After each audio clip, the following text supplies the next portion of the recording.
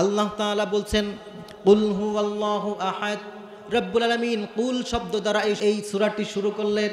রব্বুল আলামিন বলছেন, ও নবী, তামাম পৃথিবীর মানুষদেরকে আপনি জানিয়ে দিন আমার পরিচয়টা, আপনি একটুখানি জানিয়ে দিন। রব্বুল আলামিন কথাই শুরু করলেন কুল দ্বারা। এইটার শানে নুজুলে মুফাসসিররা চমৎকার একটা শানে নুজুল বলছে। মুফাসসিররা বলছেন, আমার নবী যখন মক্কায় দাওয়াত দেওয়া শুরু করলেন, মক্কার কাফিরেরা বিভিন্নভাবে আমার নবীকে নির্যাতন করত। কখনো কখনো শারীরিক নির্যাতন, কখনো বুদ্ধিবৃত্তিক আক্রমণ আমার নবীকে করা হতো। কখনো কখনো তারা অনেক প্রশ্ন করে প্রশ্নে বানে আমার নবীকে জর্জরিত করত।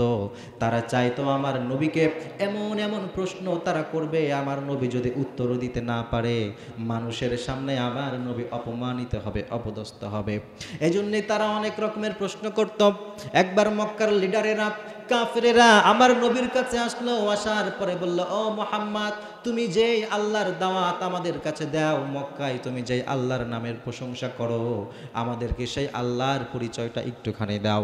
কারণ আমরা যে লাত, উজ্জা, মানাত, আমাদের যেই উপাস্য আছে, আমাদের যারা মাবুদ, আমরা যার প্রশংসা করি, আমরা যার ইবাদত করি, তার বংশ সে কোথার থেকে এসেছে সবই তো আমরা জানি।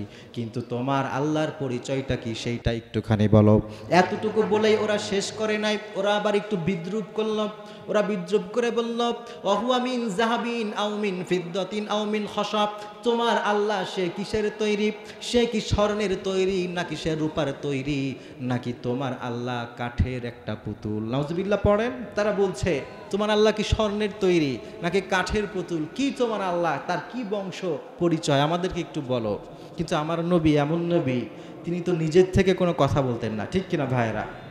আমার নবী যত ওহি আসতো, ওহিটা শুধু জানিয়ে দিতেন, ওহি ছাড়া আমার নবী কোনো কথা বলতেন না। এজন্য আমার নবী চুপ করে থাকলেন। তখন আসমান থেকে ওহি নাজিল করলেন কে? আল্লাহ তাআলা ওহি নাজিল করে দিলেন। রাব্বুল আলামিন বললেন, কুল হু ওয়াল্লাহু আহাদু লিল্লাহুস সামাদু লাম ইয়ালিদ ওয়া লাম ইউলাদ ওয়া লাম ইয়াকুল লাহু কুফুয়ান আহাদ। ও নবী, কাফেরেরা তোমার কাছে আমার প্রশ্ন, আমার ব্যাপারে জানতে চায়, ওদেরকে আমার পরিচয়টা দিয়ে দাও। রাব্বুল আলামিন তার পরিচয় শুরু করলেন। আল্লাহ বলছেন হু আল্লাহ, তিনি হচ্ছেন আল্লাহ, তিনি হচ্ছেন আহাদ। রাব্বুল আলামিন শুরুতেই ওই হু আল্লাহু আহাদ এই শব্দটুকু বললেই পারতেন। মুফাসসিররা বলছেন কুল শব্দটা যদি আল্লাহ এইখানে না দিতেন তবুও চলতো। আল্লাহ যদি শুধু এতটুকুই বলতো হু আল্লাহু আহাদ, এতেই পুরা আয়াত হয়ে যায়। কিন্তু কুল শব্দটা আল্লাহ কেন দিলেন?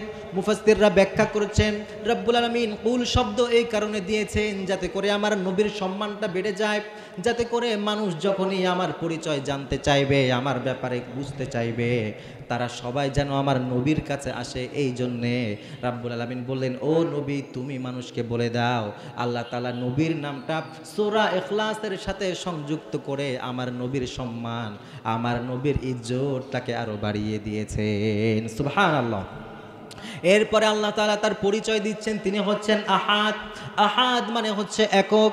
কিন্তু আহাদ ছাড়াও আরবিতে আরও একটা শব্দ আছে, যেই শব্দের অর্থও কিন্তু এক।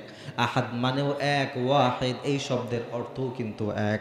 রাব্বুল আলামিন চাইলেই কুল হুয়াল্লাহু ওয়াহিদ এইটা বলতে পারতেন, কিন্তু আল্লাহ তাআলা ওয়াহিদ বললেন না।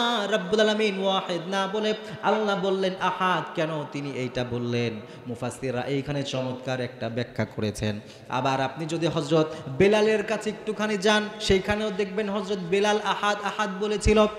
যখন কাফেরেরা বেলাল, হযরত বেলালের মালিক উমাইয়া যখন শুনতে পেল হযরত বেলাল ঈমান এনে ফেলেছে, হযরত বেলাল ইসলাম গ্রহণ করেছে, আমার নবীর উপরে ঈমান এনেছে, সাথে সাথে উমাইয়া হযরত বেলালের কাছে গেলে, যাওয়ার পরে বলল, বেলাল, শুনলাম তুমি নাকি মুহাম্মাদের উপর ঈমান এনেছ, শুনলাম তুমি নাকি কোরআনকে বিশ্বাস করো।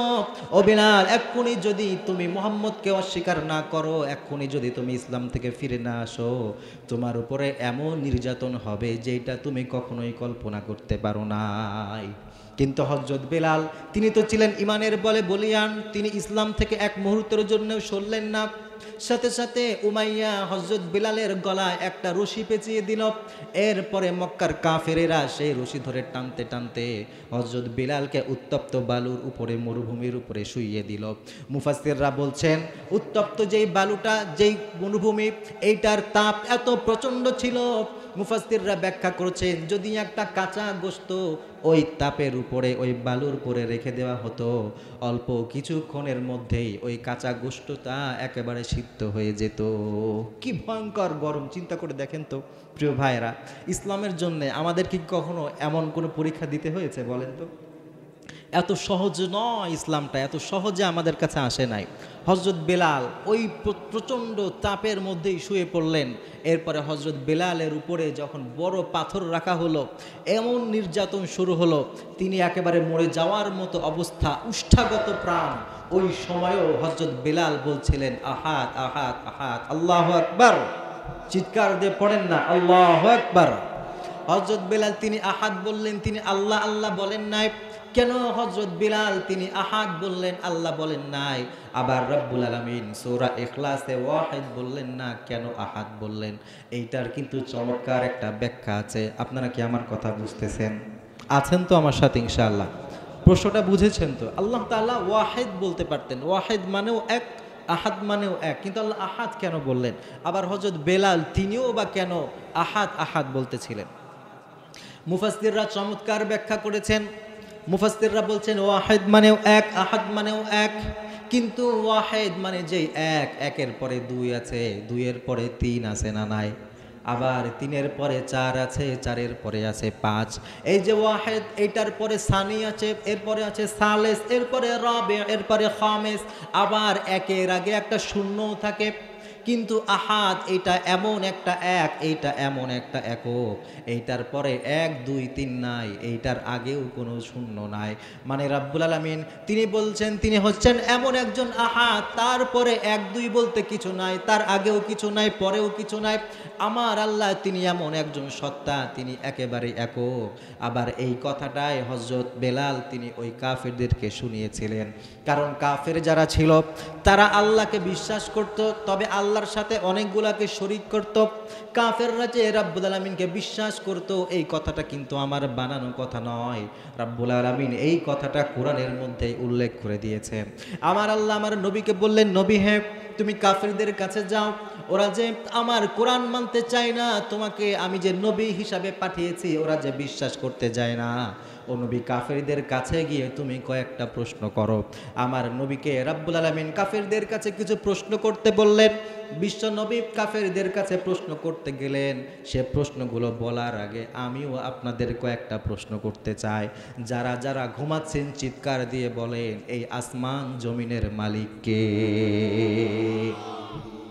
আবার আমাদের সৃষ্টিকর্তাকে, আমাদেরকে যিনি খাওয়ান তিনি কে? আমাদেরকে যিনি রিজিক দান করেন তিনি কে? আবার আমরা যখন দেশের টাকা পাচার করে বাইরে নিয়ে যাই তখন আমাদের তৌফিক দান করেন কে? তখনও আল্লাহ। কি বলেন প্রিয় ভাইয়েরা? দেশের টাকা বাইরে পাচার করা যাবে? এটা করা যাবে না। দেখেন আল্লাহ তাআলা আমাদেরকে সৃষ্টি করলেন, আমরা যে সবাই বললাম আল্লাহ, এটা আমরা সবাই স্বীকার করেছি না? এখন বলেন আমরা মুসলমান না কাফের? এইভাবে মুসলমানের আওয়াজ এমন হয় নাকি? একটু চিৎকার দিয়ে বলেন আমরা মুসলমান না কাফের? এই প্রশ্নটা যে করলাম, কেন করলাম সামনে বলছি। এবার দেখেন আল্লাহ তাআলা নবীকে কি প্রশ্ন শিখিয়ে দেন।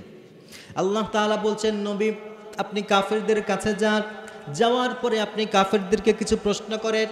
বিশ্বনবী মহানবী মুহাম্মদুর রাসূলুল্লাহ সাল্লাল্লাহু আলাইহি ওয়াসাল্লাম তিনি কাফেরদের কাছে গেলেন। এরপরে রাব্বুল আলামিন যে প্রশ্নগুলো শিখিয়ে দিয়েছিলেন ওই প্রশ্ন তিনি কাফেরদেরকে করলেন। কাফেরদের কাছে গিয়ে বললেন, নবীজি ও আমার কাফেররা, ও মক্কার কাফেররা, বলো দেখি মান খলাকাস সামাওয়াতি ওয়াল আরদ, এই যে আসমানটা তোমরা দেখতে পাও, এই যে জমিনে তোমরা হাঁটো, ও কাফেররা বলো দেখি এই আসমান আর জমিন কে সৃষ্টি করেছে? এরপরে কাফেররা যে জবাবটা দিয়েছিল রব্বুল আলামিন এক মুহূর্ত দেরি করেন নাই, কাফেরদের সেই জবাবটা কোরআনের মধ্যে কোট করে উল্লেখ করেছেন। আল্লাহ বলছেন সাথে সাথে কাফেররা বলেছিল সায়াকুলুনাল্লাহ, আসমান এবং জমিনের মালিক হচ্ছে আল্লাহ। একটুখানি ভাবতে হবে প্রিয় ভাইরা, মাথা ঠান্ডা করে বুঝতে হবে। আমরাও বলছি সব কিছুর মালিক আল্লাহ, মক্কার কাফেররাও বলছে সব কিছুর মালিক আল্লাহ। এরপরে রব্বুল আলামিন আবার আমার নবীকে বললেন, নবী হে, আবার তুমি কাফেরদের কাছে গিয়ে প্রশ্ন করো, কাফেরদের কাছে গিয়ে জিজ্ঞাসা করো, মান ইয়ারযুকুকুম মিনাস সামাই ওয়াল আরদ, আসমান এবং জমিন থেকে আমাদেরকে রিজিক দান করেন কে? তখন কাফেরেরাও এক মুহূর্ত দেরি না করে তখনও তারা বলল, সায়াকুলুনাল্লাহ, আল্লাহ আমাদেরকে রিজিক দান করেন। এখন একটু চিন্তা করেন, আমরাও বলছি সব কিছু আল্লাহ দিয়েছে, কাফেররাও বলছে সব কিছু আল্লাহ দিয়েছে, অথচ কাফের ওরা আল্লাহকে স্বীকার করার পরেও কেন কাফের হলো? আবার আমরাও তো আল্লাহকে স্বীকার করি, তাহলে আমরা কিভাবে মুসলমান হলাম? একটা প্রশ্ন আসে কিনা প্রিয় ভাইরা? বুঝতেছেন তো আমার কথা? কাফেররাও আল্লাহকে স্বীকার করে, আমরাও স্বীকার করি, তাহলে পার্থক্যটা আসলে কোথায়? আল্লাহ তাআলা সেই পার্থক্যর কথা কোরআনের মধ্যেই বলছেন। আল্লাহ তাআলা যখন কাফেররা এই কথা বলল সব আল্লাহ সৃষ্টি করেছেন, তখন বিশ্বনবী কাফেরদেরকে জিজ্ঞাসা করলো, তোমরা যদি আমার আল্লাহকে মেনেই থাকো তাহলে মক্কায় কেন এত মূর্তি বানিয়েছো? কেন তোমরা মূর্তির পূজা করো? কেন তোমরা লাতকে মানো, উজ্জাকে মানো? কেন তোমরা মানাতের পূজা করো? কি তোমাদের প্রবলেম? যেহেতু তোমরা আল্লাহকে মানো, তাহলে তোমরা কেন আল্লাহর উপরে পরিপূর্ণ বিশ্বাস করো না? তখন কাফেরেরা যেই উত্তরটা দিয়েছিল, রাব্বুল আলামিন সেই উত্তরটা এই কোরআনের মধ্যে দিয়ে দিলেন। রাব্বুল আলামিন বলছেন, কাফেররা সাথে সাথে উত্তর দিল, ওয়ায়াদুনিল্লাহি মা লা ইয়াদুররুহুম ওয়া লা ইয়ানফাউহুম ওয়া ইয়াকুলুনা হাউলাই শুফাআউনা ইনদাল্লাহ। আল্লাহ তাআলা বলছেন, কাফেররা উত্তর দিল, ও মুহাম্মদ শোনো, আমরা যে লাতকে মানি, আমরা যে উজ্জার পূজা করি, আমরা যে বিভিন্ন মূর্তির পূজা করি, আমরা কিন্তু মানে আল্লাহ একজন, কিন্তু যেই পূজাগুলা আমরা করি এইগুলা মূলত আমরা মনে করি এরা আল্লাহর কাছে আমাদের ব্যাপারে সুপারিশ করবে। আমরা মূলত এদেরকে মাধ্যম মানি, বান্দা আর আল্লাহর মাঝখানে এই মূর্তিগুলা মূলত আমাদের মাধ্যম। শুধুমাত্র মাধ্যম মানার কারণে আমার রাব্বুল আলামিন বলছেন ওরা শিরিক করে ফেলেছে, এই কারণে ওরা হয়ে গেছে কাফের।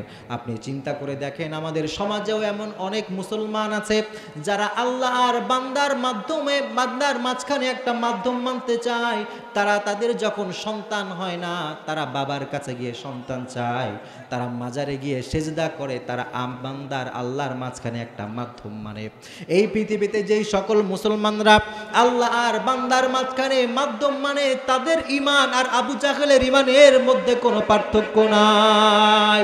এজন্যই রাব্বুল আলামিন বলছেন, ওয়ায়াবুদুনা মিন দুনিল্লাহি মা লা ইয়ানফাউহুম ওয়া লা ইয়াদুররুহুম। আল্লাহ তাআলা বলছেন, ও দুনিয়ার মানুষরা, কাফেরেরাও কিন্তু আমাকে মানে, তবে তারা মাঝখানে একটা মাধ্যম মেনে নেয়। এজন্য হযরত বেলাল মূলত আহাদ আহাদ বলে তাওহীদের বাণী প্রচার করেছিলেন।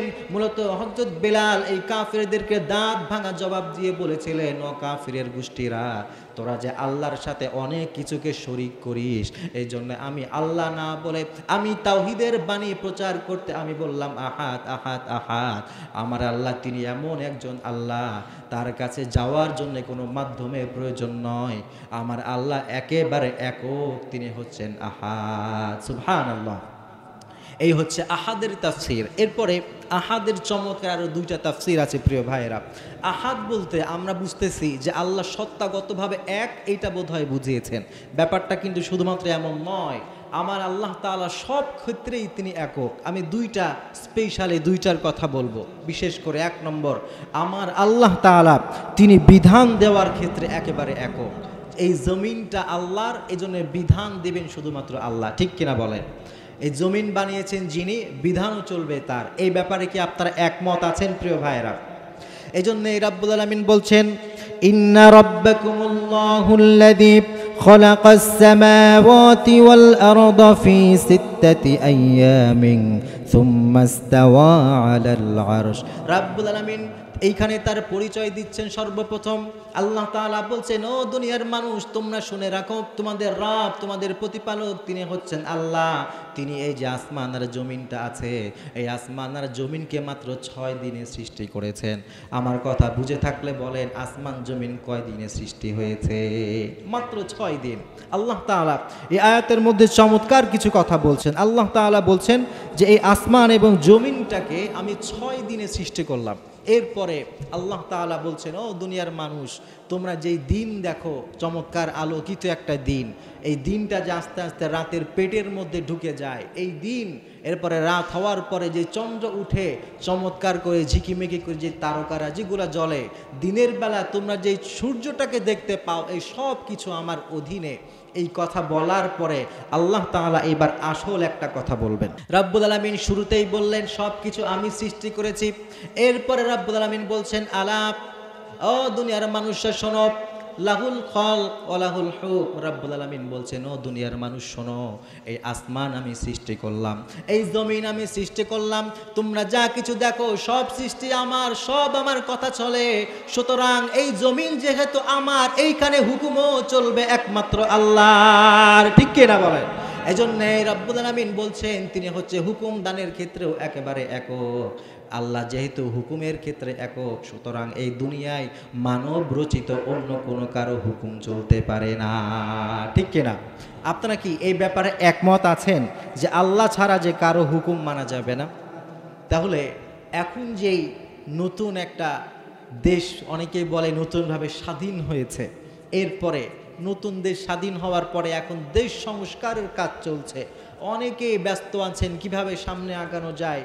স্বৈরা শাসক, পলাতক শাসক পালিয়ে যাওয়ার পরে দেশটাকে যে প্রায় ধ্বংস করে দিয়ে গেছে, কিভাবে এই দেশটাকে আরও ইমপ্রুভ করা যায়, রিকভারি করা যায়, এই ব্যাপারে সকলে মিলে চিন্তা ভাবনা করছে। তাদের তো চিন্তারই দরকার নাই, কারণ কোরআন তো আমাদের সাথে আছে। ঠিক কিনা বলেন? সুতরাং আমরা তো গত 53 বছর ধরেই গণতন্ত্র দেখলাম, গণতন্ত্র আমাদের কোনো শান্তি দিতে পারে নাই। শান্তি যদি দিতে পারে একমাত্র আল্লাহর বিধানই দিতে পারে। ঠিক কিনা বলেন? এই জন্যেই এই বিধান দেওয়ার ক্ষেত্রে আল্লাহ তাআলা সম্পূর্ণরূপে একেবারে একক। আল্লাহ তাআলা কেন একক সেটাও আল্লাহ বলছেন, কারণ এই গোটা সাম্রাজ্যটা যার হবে সেই তো সব কিছুর বিধান আইন প্রণয়ন করবে। ঠিক কিনা? অনেকেই যখন ক্ষমতা পায়, ক্ষমতা পাওয়ার পরে বলে এই দেশটা আমার, কেউ বলে এই দেশটা বাপের, কেউ বলে 16 কোটি মানুষকে আমি খাওয়াই। যারা বলতো 16 কোটি মানুষকে আমি খাওয়াই, এখন আমরা হিসাব করে দেখি সেই 16 কোটি মানুষের জিনিস খেয়ে পালাইছে। ঠিক কিনা বলেন? তার মানে এগুলো সব মিথ্যা কথা। আল্লাহ তাআলা এই কথাটা কোরআনের মধ্যে স্পষ্ট করে বলেছেন যে, ও দুনিয়ার মানুষ, তোমরা যে ভাবছো এই রাজত্ব এটা অন্য কারো, এটা অন্য কারো নয়, এই গোটা সাম্রাজ্যটা একজনের। চিৎকার দিয়ে বলেন তিনি কে? দেখবেন আমাদের যে জমিন থাকে, আমরা বলি এই জমিনটা আমার, কেউ বলে এইটা আমার। আপনি খেয়াল করবেন, আপনার জমিনটা আগে আপনার দাদার ছিল, সে মরে গেছে, আপনার বাবার হয়েছে, এরপরে সে চলে যাবে, আপনার হবে। একটা একটা করে মানুষ চলে যায়, জমিনের জায়গায় পড়ে থাকে। ঠিক কিনা? পরের জায়গা, পরের জমি, ঘর বানায় আমি রই, আমি যে এই ঘরের মালিক নই। ঠিক কিনা? এই ঘরের মালিক কিন্তু আমরা না। ঘরের মালিক কে বলেন তো? চিৎকার দিয়ে বলেন কে?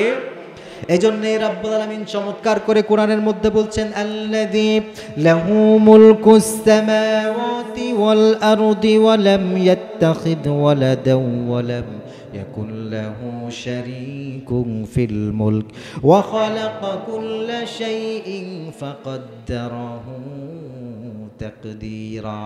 রব্বুল আলামিন বলছেন তিনি হচ্ছেন এমন একজন সত্তা, লাহু মুলকুস সামাওয়াতি ওয়াল আরদ, আসমান এবং জমিন যা কিছু আছে সব কিছুর মালিক একমাত্র আল্লাহ। এরপরে রব্বুল আলামিন এটাকে আরো স্পষ্ট করে বলছেন, ও দুনিয়ার মানুষ, বাবা জমিন থাকে, বাবা মারা গেলে তার সন্তান ওই জমিনের মালিক হয়ে যায়। এই জন্য তোমাদেরকে স্পষ্ট করে আর একটা কথা বলি, ওয়ালাম ইয়াত্তাখিদ ওয়ালাদা, আল্লাহ তিনি এমন এক সত্তা, তিনি কোনো সন্তান গ্রহণ করেন নাই। কখনো এমন হবে না যে এই সাম্রাজ্যটা এখন আল্লাহর আছে, একটা পর্যায়ে আল্লাহর সন্তানের হবে, কখনো এমনটা হবে না। এরপরে রব্বুল আলামিন আরো স্পষ্ট করে বলছেন, ওয়ালাম ইয়াকুল্লাহু শারীকুন ফিল মুলক, এই গোটা যে রাজত্বটা, গোটা যে সাম্রাজ্যটা আছে, এই সাম্রাজ্যে আল্লাহ ছাড়া আর কারো কোনো অংশীদারিত্ব নাই। ঠিক কিনা বলেন? এরপরে রব্বুল আলামিন এমন একটা আয়াত আমাদেরকে দিয়েছেন যে আয়াতটাকে দেখলে মনে হয় আল্লাহ যেন আমাদের বর্তমান সময়টাকে দেখে দেখে আয়াতটা নাজিল করেছেন। চমৎকার একটা আয়াত বলবো প্রিয় ভাইয়েরা, বিশেষ করে এই আয়াতটা তাদের জন্য বেশি দরকার যারা রাষ্ট্রকে সংস্কার করার কাজে নিয়োজিত, যারা চিন্তা করছে আগামীতে সরকারে যাবে, কিংবা যারা বর্তমান সরকার আছে, কিংবা যারা সমন্বয়করা আছে, তাদের সবাইকে এই আয়াতটা জানার দরকার। বিশেষ করে আমাদের সমন্বয়কদের মধ্যে আমরা দেখেছি যারা আছেন তারা প্রায় সকলে ইসলামিক মাইন্ডেড। এটা কিন্তু একটা খুশির কথা। আমরা সার্জিসকে চিনি, হাসানাত আবদুল্লাহ সহ অনেককেই আমরা দেখেছি তারা ইসলামিক মাইন্ডেড। সুতরাং তারা যেহেতু দেশ সংস্কারের কথা বলছে, এই দেশের শান্তিটা আসলে কোথায়, রাব্বুল আলামিন সেটা চোখে আঙ্গুল দিয়ে এই আয়াতের মধ্যে দেখিয়েছেন। আল্লাহ তাআলা বলছেন, ইনিল হুকমু ইল্লা লিল্লাহি আমারা আল্লা তা'বুদু ইল্লা ইয়াহু যালিকাদ দীনুল কাইয়্যিম ওয়ালাকিন্না আকসারান নাসি লা ইয়ালামুন। আল্লাহ তাআলা বলছেন, দুনিয়ার মানুষরা শোনো, তোমরা তোমাদের বিধান দিতে চাও, সংবিধান পরিবর্তন করতে চাও, তোমরা কিভাবে দেশ পরিবর্তন করতে পারো, দেশে উন্নয়ন করতে পারো, দেশের সংবিধানটা কার হুকুমে হবে, এইটা যখন তোমরা খুঁজবে, আমি রাব্বুল আলামিন তোমাদেরকে একটা ফর্মুলা দিলাম। আল্লাহ তাআলা বলছেন, রাব্বুল আলামিন স্পষ্ট করে বলছেন, ইনিল হুকমু ইল্লা লিল্লাহ, যেহেতু সাম্রাজ্যটা আমার, সুতরাং এইখানে হুকুম দেওয়ার আর কারো অধিকার নাই, বিধান দেওয়ার আর কারো অধিকার নাই। সুতরাং সংবিধান যদি হতে হয়, ওই সংবিধান হবে শুধুমাত্র কোরআন, ঠিক কিনা? এরপরে রাব্বুল আলামিন আরো স্পষ্ট করছেন, আল্লাহ তাআলা বলছেন, আমারা আল্লা তা'বুদু ইল্লা ইয়া। রাব্বুল আলামিন এরপরে বলছেন, ও দুনিয়ার মানুষ, তোমাদের আল্লাহ তোমাদেরকে আরেকটা হুকুম দিল, লা তা'বুদু ইল্লা ইয়া, আল্লাহ ছাড়া আর কারো তাবেদারি করতে পারবে না। এইখানে রাব্বুল আলামিন একদম পাশাপাশি দুইটা কথা বললেন। এক নম্বরে বললেন হুকুম চলবে একমাত্র আল্লাহর, পরের শব্দেই রাব্বুল আলামিন বলছেন তোমরা কারো তাবেদারি করবে না। অনেক সময় খেয়াল করে দেখবেন, আমরা যখন দেশ পরিচালনা করতে চাই, কখনো কখনো আমরা পশ্চিমাদের তাবেদারি করি, কখনো কখনো ভারতের তাবেদারি করি। আমরা মনে করি ওদের সাথে থাকলে বোধহয় আমাদের দেশের উন্নতি হবে। এই জন্য রাব্বুল আলামিন স্পষ্ট করলেন, দুনিয়ার মানুষরা শোনো, কারো তাবেদারি করবে না, ভারতেরও না, আমেরিকার না, কারো না, আমার তাবেদারি তোমরা করো, আর আমার হুকুমকে তোমরা সংবিধান হিসাবে মেনে নাও। যদি তোমরা এই কাজটা করতে পারো, তাহলে তোমাদের কি হবে? রাব্বুল আলামিন স্পষ্ট করে বলছেন, যালিকাদ দীনুল কাইয়্যিম, ও দুনিয়ার মানুষ, তোমরা যে সফলতার পথ খুঁজছো, তোমরা সাকসেস হতে চাও, দেশ কিভাবে উন্নতির পথে যাবে সেই পথ তোমরা খুঁজছো, আমি আল্লাহ ঘোষণা করলাম যালিকাদ দীনুল কাইয়্যিম, যদি তোমরা আমার কথাকে বিধান হিসাবে মানতে পারো, আর কারো যদি তাবেদারি না করে শুধুমাত্র আমি আল্লাহর তাবেদারি করো, আমি আল্লাহ ঘোষণা করলাম এইটাই হচ্ছে সহজ সরল পথ, এইটাই হচ্ছে চূড়ান্ত সফলতার পথ। সুবহানাল্লাহ। তাহলে সব কিছুতে একেবারে স্পষ্ট আমাদের সামনে, তাহলে এত কনফিউশন কিসের, এত দিকে নজর দেওয়া কিসের? যারা আজকে নিজেদেরকে মুসলমান বলে দাবি করবে, সে যে দলেরই হোক না কেন, সে যদি ক্ষমতায় আসতে চায়, গণতন্ত্র বাদ দিয়ে ইসলামের খেলাফতটাকে যদি সে কায়েম করতে পারে, এর মধ্যেই দেশের সফলতা আছে, ঠিক কিনা বলেন প্রিয় ভাইরা? কিন্তু আমরা ভিন্নটা দেখি, আমরা দেখি ইজ্জতের জন্য, সম্মানের জন্য আজকে দেশের নেতা খেতারা বিধর্মীদেরকে বন্ধু বানানোর চেষ্টা করছে, আছে না নাই প্রিয় ভাইয়েরা? দেখেন, আর একটা আয়াত আমি এখন আপনাদেরকে বলবো। এই আয়াতটা শুনলে, আমি যতবার এই আয়াতটা পড়ি, আমার মনে হয় যেন এই আয়াতটা আজকেই নাজিল হয়েছে।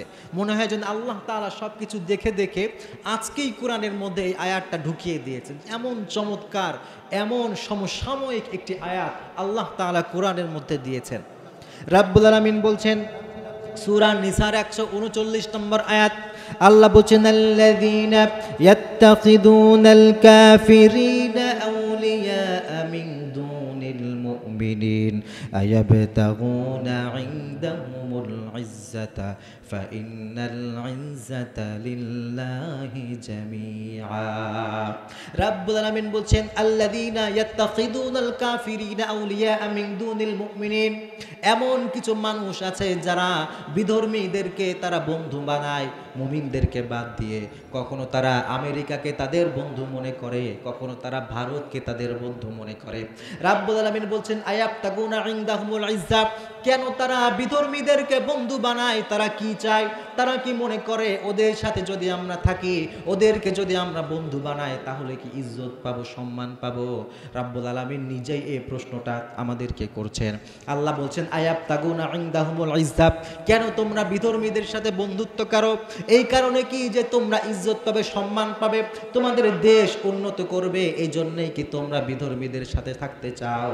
আল্লাহ বলছেন যদি সম্মানের কথা চিন্তা করো, তাহলে আমি আল্লাহ ঘোষণা করলাম ফা ইন্নাল ইজ্জাতা লিল্লাহি জামিআ, সম্মান, ইজ্জত, উন্নতি সব কিছু একজনের হাতে। চিৎকার দিয়ে বলেন তিনি কে? এই জন্য রাব্বুল আলামিন স্পষ্ট করেছেন, আল্লাহ সাহস দিলেন, আল্লাহ বললেন কারোর সাথে বন্ধুত্ব করার দরকার নাই, কারণ এই কাফের মুশরিক যারা আছে, যতই আপনি বন্ধুর পরিচয় দেন, ওরা কিন্তু ঠিকই পেছন থেকে আপনার পিঠে ছুরি মারবে। ঠিক না বেঠিক? আপনার তো আছেন আমার সাথে ইনশাআল্লাহ। আপনারা বর্তমান সিচুয়েশনটা খেয়াল করেন।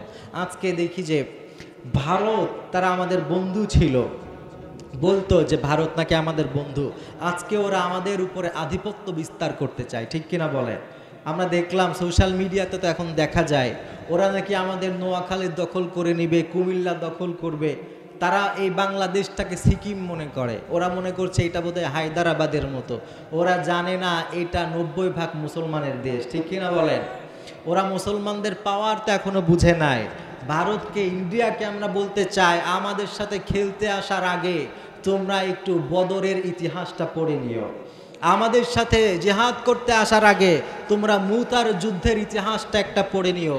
মুতার যুদ্ধ মাত্র 3000 মুসলমান আর বিপরীত দিকে 2 লক্ষ কাফের, কিন্তু 3000 মুসলমান 2 লক্ষ কাফেরের বিরুদ্ধে বিজয় লাভ করেছিল। আল্লাহু আকবার পড়ে। রোমান সাম্রাজ্যের যিনি সম্রাট, সে তো অবাক যে মাত্র 3000 বাহিনী কিভাবে আমার 2 লাখ সৈন্যকে শেষ করে দিল। রোমান সম্রাট একটা তদন্ত কমিটি গঠন করে পাঠালো যে যাও তোমরা মুসলমানদের কাছে গিয়ে একটু দেখো এরা কি মানুষ নাকি জিন, এরা কেমনে আমাদের হারায় দিল। এই তদন্ত কমিটি অনেকদিন সাহাবীদের ভিতরে গোপনে গোপনে গোয়েন্দাগিরি করে এরপরে তাদের সম্রাটের কাছে এসে রিপোর্ট পেশ করলো। তারা বলল, সম্রাট আমরা 6টা রিপোর্ট পেশ করেছিল, আমি একটা আপনাদের শুধু শোনাই। এরা বলেছিল, সম্রাট আমরা মুসলমানদের সাথে থেকে দেখলাম আমরা নারী আর মদকে যতটা ভালোবাসি, আমরা জীবনকে যতটা ভালোবাসি, ওরা ইসলামের জন্য মরতে তার থেকেও বেশি ভালোবাসে। ঠিক কিনা বলেন? সুতরাং আমরা তো ছোট থাকতেই জিহাদ করার স্বপ্ন নিয়ে বড় হই, আমরা তো শহীদ হওয়ার তামান্না নিয়ে বড় হই। যারা মৃত্যুকে ভয় পায় না তাদেরকে মৃত্যুর ভয় দেখিয়ে লাভ নেই। ঠিক কিনা বলেন? এজন্য আমরা ইন্ডিয়ার তাদেরকে বলতে চাই যে আমাদের সাথে খেলতে এসে লাভ নেই, তোমরা আমাদের ইতিহাসটা একটু পড়ে নিও। মুসলমান অল্প দেখে, আমাদের সংখ্যা দেখে তোমরা বিচার করো না।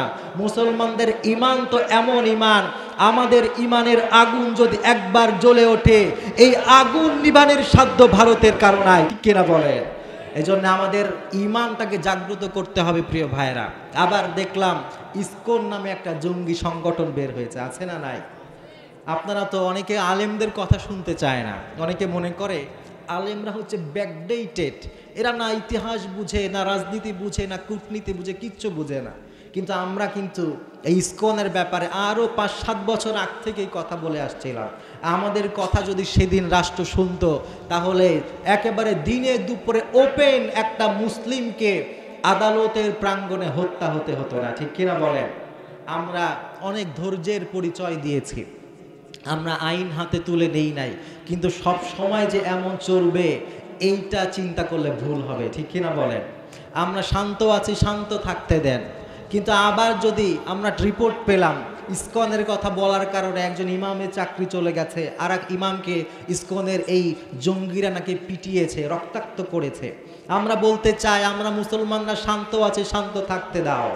যদি আবার আমাদের কোনো মুসলমানের দিকে তারা হাত বাড়াতে চায়, যদি তারা আমাদের দিকে চোখ রাঙাতে চায়, যদি এই জঙ্গিরা আবার আমাদের শান্তির দেশে অশান্তি সৃষ্টি করতে চায়, আমাদের ভিতরের ঘুমন্ত সিংহ যদি একবার জেগে ওঠে, এই সিংহের থাবা সহ্য করার ক্ষমতা ওদের নাই। ঠিক কিনা বলে? সুতরাং সাবধান হতে হবে। যারা এই জঙ্গি করার চেষ্টা করছো সাবধান হয়ে যাও। আর সরকারকেও আমরা বলতে চাই অনতি বিলম্বে এদেরকে নিষিদ্ধ করেন, ঠিক কিনা? এত বড় ঘটনা ঘটে গেল, এখনো এরা নিষিদ্ধ হলো না। আপনি খেয়াল করেন তো, এটা যদি উল্টা হতো, আজকে যদি একজন মুসলমান একজন হিন্দুরে জবাই করতো তাহলে কি হতো? তাহলে পুরা দেশ না সারা ওয়ার্ল্ডে নিউজ হতো। কিন্তু একজন মুসলমানের জীবনের কি কোনো দাম নাই প্রিয় ভাইয়েরা? দাম নাই। আমরা যদি ইতিহাস দেখি, আপনি খেয়াল করবেন আমাদের নবী, দয়ার নবী, একটা মুসলমানের জীবনকে তিনি কেমন মূল্যায়ন করেছেন। হুদায়বিয়ার সন্ধির সময় নবীজির কাছে খবর আসলো হযরত উসমানকে নাকি কাফেররা হত্যা করে ফেলেছে। এই সংবাদ যেই না আসলো, দয়ার নবী, মায়ার নবী সাহাবীদেরকে ডাক দিলেন, বললেন আমার হাতে হাত রেখে শপথ করো জীবন যতক্ষণ আছে উসমানের হত্যার প্রতিশোধ নিতে জিহাদ আমরণ করে যাব। এটা হচ্ছে আমার নবীর সিফাত ছিল। আপনি খেয়াল করেন এই যে মুতার যুদ্ধের যেই কথা বললাম, তারা একজন মুসলিম রাষ্ট্রদূতকে হত্যা করেছিল। মাত্র একজন মুসলমান হত্যা হওয়ার কারণে রোমানের মতো এমন বিশাল এক সাম্রাজ্যের সাথে আমার নবী জিহাদ ঘোষণা করেছিলেন। আমার নবী বলেছিলেন একজন মুসলমান হত্যা হবে আর আমরা ঘরে বসে থাকবো, এইটা হতে পারে না। সুতরাং এইখান থেকে আমাদের এটাই শিক্ষা, ওরা যদি আবার কোনো মুসলমানের দিকে চোখ রাঙাতে চায়, ওই চোখ আমরা উপড়ে ফেলতেও দ্বিধাবোধ করব না, ঠিক কিনা বলেন ভাইরা? সুতরাং সাবধান হয়ে যান। আর এইটাই আমাদের সূরা ইখলাসের দ্বিতীয় শিক্ষা, যে আমার আল্লাহ তিনি হচ্ছেন আহাদ, সব কিছুর ক্ষেত্রে আমার আল্লাহ আহাদ, তিনি একক। তার মানে শক্তির ক্ষেত্রেও তিনি একক, ঠিক কিনা? আমার আল্লাহ শক্তির মতো কি কারো শক্তি হতে পারে? এরা এই মূর্তি পূজকরা, ওরা ফেরাউন আর নমরুদের ইতিহাস থেকেও চাইলে শিক্ষা নিতে পারে। কারণ আমরা ফেরাউন আর নমরুদের ইতিহাসও তো আমরা জানি। যেই পৌত্তলিকদের সম্রাট ছিল নমরুদ, আমার আল্লাহ তো ওই নমরুদকে একটা ন্যাংরা মশা দিয়ে ধ্বংস করেছে, ঠিক কিনা? সেই আল্লাহ এখনো আছে নাকি আল্লাহ মরে গেছে? প্রিয় ভাই, আল্লাহ আছে না? সেই আল্লাহ ফেরাউনকে ধ্বংস করেছে, যে আল্লাহ নমরুদকে ধ্বংস করেছে, ওই আল্লাহ এখনো আছে।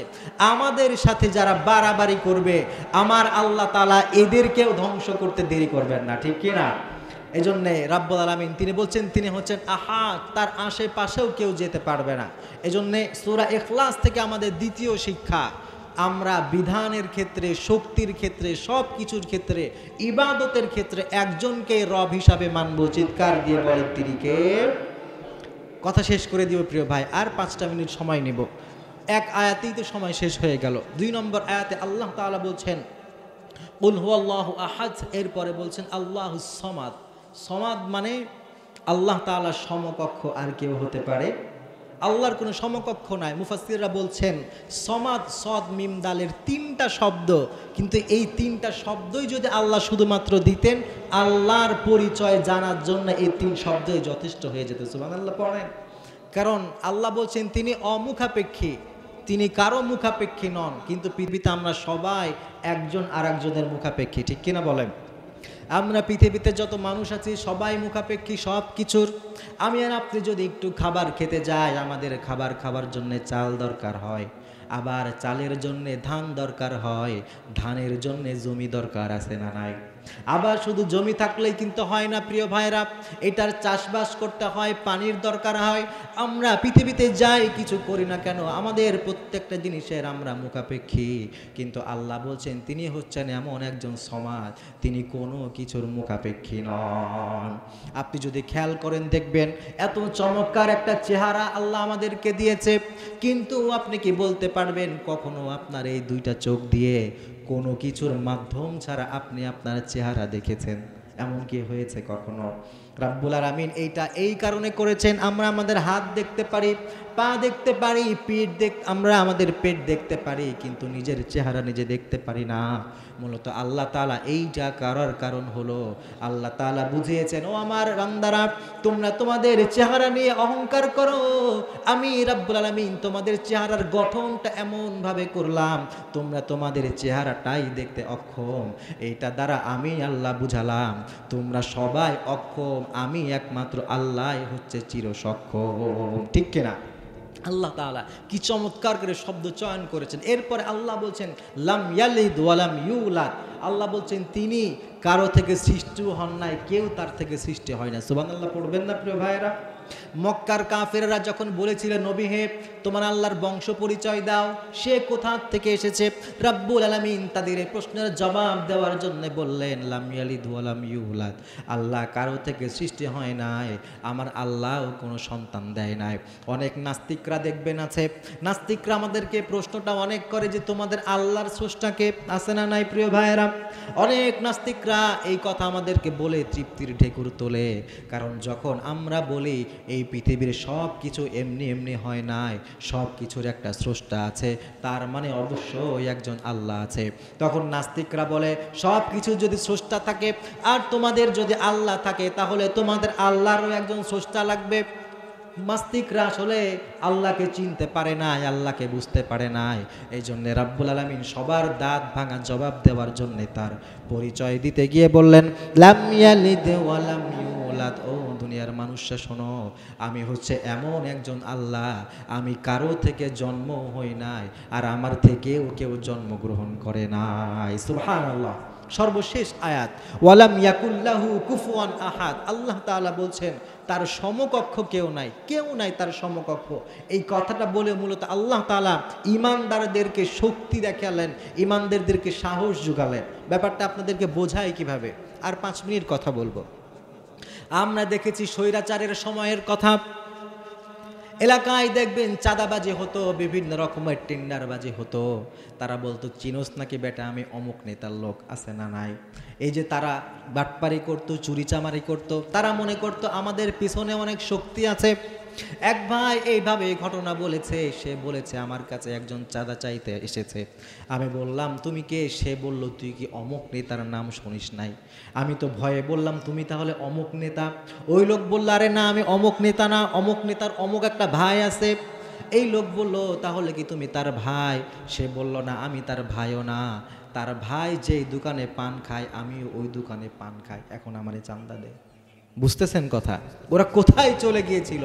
কোন দোকানে কে পান খায় সে তার নামে এসে চাঁদাবাজি করে। এজন্য আল্লাহ তাআলা বলছেন ও দুনিয়ার মানুষ, তোমাদের পিছনে এমন এক আল্লাহ আছে, এমন এক শক্তি আছে, তার সমকক্ষ কেউ নাই। সুতরাং ভয় পাওয়ার কোনো কারণ নাই, তোমরা এগিয়ে যাও, সামনের দিকে এগিয়ে যাও, জয় ইনশাআল্লাহ তোমাদেরই হবে। ঠিক কিনা বলেন? এজন্য আল্লাহ তাআলা বলছেন ওয়ালাম ইয়াকুল্লাহু কুফুয়ান আহাদ, আল্লাহর সমকক্ষ কেউ নাই। এমন শক্তি যদি আমাদের সাথে থাকে তাহলে কি আমাদের আর কোনো ভয় থাকতে পারে? প্রিয় ভাইয়েরা, এই বিশ্বাস রাখতে হবে। আল্লাহ তাআলা এই শিক্ষাগুলো, আরও অনেক কথা আছে, রাত গভীর হয়ে গেছে, আমরা আর কথা বাড়াবো না, কিন্তু যতটুকু কথা বললাম এই কথাগুলো মানা যাবে তো ইনশাআল্লাহ? তাহলে আমরা সামারি করে ফেলে, আমরা সূরা ইখলাস পড়লাম। ইখলাস আল্লাহ শুরুই করেছেন এই ইখলাস দিয়ে। আল্লাহ তাআলা এইখানে আরেকটা কথা এখন মনে পড়েছে, এটা বলে শেষ করি। আমরা যত ইবাদত করি এই ইবাদতগুলো পূরণ হওয়ার জন্যে, ইবাদতগুলো কবুল হওয়ার জন্যে 3টা শর্ত আছে। সবাই বলেন তো প্রিয় ভাইরা কয়টা শর্ত? এই 3 শর্ত পাওয়া না গেলে কিন্তু আমাদের ইবাদত কবুল হবে না। প্রিয় ভাইরা, আমরা যত ইবাদত করি, নামাজ পড়ি কিংবা দান করি, যাই করি না কেন, এই 3টা শর্ত অবশ্যই আমাদের মধ্যে থাকতে হবে, না হলে কিন্তু আমাদের ইবাদত কবুল হবে না। আপনি একটা বাগান করতে গেলেন, আপনি একটা ব্যবসা করতে গেলেন, কিন্তু আপনি যদি এমন ভুল করেন যার কারণে আপনি লস খাবেন, কেউ যদি বলে এই জিনিসটা না থাকলে তুমি লস খাবে, আমরা কিন্তু জীবনে ওই কাজ করব না। ঠিক কিনা? কারণ ঠিক তদ্রূপ এই 3টা জিনিস না থাকলে ইবাদতই যদি কবুল না হয় তাহলে এই 3 জিনিস আমাদের আগে জানতে হবে। ঠিক না ঠিক প্রিয় ভাইয়েরা? এজন্যই ইসলামের বিধান 3টা শর্ত থাকতে হবে যদি আমরা আমাদের ইবাদতগুলো কবুল করতে চাই। এর মধ্যে 1 নম্বর হচ্ছে ইখলাস। ইখলাস থাকতে হবে, একনিষ্ঠতা থাকতে হবে, যে আমরা যাই করব কারো জন্য না, একজনের জন্য। চিৎকার দিয়ে বলেন তিনি কে? এজন্যই আল্লাহ বলছেন ওয়ামা উমিরু ইল্লা লিয়াবুদুল্লাহা মুখলিসিনা লাহুদ্দিন। আল্লাহ বলছেন ইবাদত যদি করতে হয় ইখলাসের সাথে, একনিষ্ঠতার সাথে ইবাদত করবে। এইটা হচ্ছে 1 নম্বর শর্ত। এরপরে ইবাদত কবুল হওয়ার 2 নম্বর শর্ত হলো হালাল ভক্ষণ করা। আমরা অনেক নামাজি মানুষ এমন আছি, দাঁড়িয়ে আছে, টুপি আছে, কিন্তু সুদের সাথে যুক্ত, সুদের কারবার করে এমন আছে না নাই প্রিয় ভাইরা? আমরা হালাল হারাম বাজবিচার করি না। যদিও আমি হজ করেছি হাজী সাহেব, যদিও আমি মাহফিলে আসি, তাফসির শুনি, যদিও আমি মাদ্রাসার সভাপতি, যদিও আমি মসজিদের সভাপতি, কিন্তু আমি আবার সুদখোরদেরও সভাপতি, ঠিক কিনা? এরকম আপনাদের এলাকায় আলহামদুলিল্লাহ নাই। আমি ঢাকার কথা বলছি, আপনাদের এলাকাতেও আছে। এটা আমি বলি নাই ভাই, আপনারা বলেছেন, আমাকে কিন্তু রাগ করতে পারবেন না। এই যে আমরা দাড়ি রেখেও টুপি পরেও হালাল হারাম বাজবিচার করি না, এইটা যদি থাকে আমাদের ইবাদত কবুল হবে না। এজন্যই আল্লাহ তাআলা বলছেন, ইয়া আইয়ুহার রাসূলু কুলু মিনাত তাইয়্যিবাতি ওয়া আমালু সালিহা ইন্নী বিমা তা'মালুনা খাবীর। আল্লাহ তাআলা বলছেন, ও আমার পয়গম্বরেরা, রাসূলেরা, শোনো শোনো, তোমাদের প্রথম নাম্বার কাজ হলো কুলু মিনাত তাইয়্যিবাত, হালাল খাও। প্রথম তোমাদের কাজ উত্তম খাও, তাইয়্যিব খাও, হালাল খাও। এরপরে ওয়া আমালু সালিহা, ভালো কাজ করো। তার মানে রাব্বুল আলামিন দ্বিতীয় আরেকটা শর্ত দিলেন, ইবাদত যদি কবুল করতে হয় দ্বিতীয় শর্ত হলো হারাম খাওয়া যাবে না। হারাম খাবো না, রাজি আছি তো ইনশাআল্লাহ? এই নিয়তটাকে আজকে করা যায় প্রিয় ভাইয়েরা। তাহলে দুইটা বললাম, একটা ইখলাস, 2 নম্বরে বললাম হালাল খাওয়া, 3 নম্বরে যা কিছু করি না কেন নবীর দেখানো পথে সুন্নাত অনুযায়ী হতে হবে, নিজের বানানো পথে নয়। আমরা যদি নিজের মতামত নিয়ে নিজের মতো করে আমি যত ভালো কাজই করি না কেন, ওইটা আল্লাহ তাআলা গ্রহণ করবেন না, কবুল করবেন না। এই হচ্ছে 3 শর্ত। এজন্যই আল্লাহ বলছেন, কুল ইন কুনতুম তুহিব্বুনাল্লাহা ফাত্তাবিউনি ইউহিব্বুকুমুল্লাহু ওয়া ইয়াগফির লাকুম যুনুবাকুম ওয়াল্লাহু গফুরুর রহিম।